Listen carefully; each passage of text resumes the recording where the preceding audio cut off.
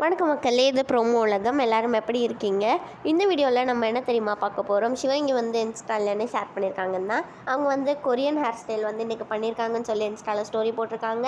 அதுக்கப்புறமா அவங்க இப்போ ஜெர்மனியில் இருக்காங்கல்ல, அங்கே ஊர் சுற்றி பார்க்குறாங்க மக்களே. இதுதான் சிவங்கி இன்ஸ்டாவில் ஷேர் பண்ணியிருக்காங்க.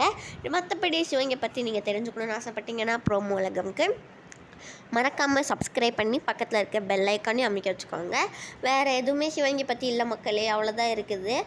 அப்புறமா ஹர்ஷவர்தன் மலேசியாவில் ஒரு கான்சர்ட் பண்ணியிருந்தாங்களா, அதுக்கு ரொம்ப கிரேட்ஃபுல்லாக இருக்கேன் அப்படிலாம் சொல்லி இன்ஸ்டாவில் ஸ்டோரி போட்டிருக்காங்க. ஏன்னா மலேசியாவில் தான் ஹர்ஷவர்தனுக்கு அடிக்கடி கான்சர்ட்ஸ் பண்ணிக்கிட்டே இருக்காங்க.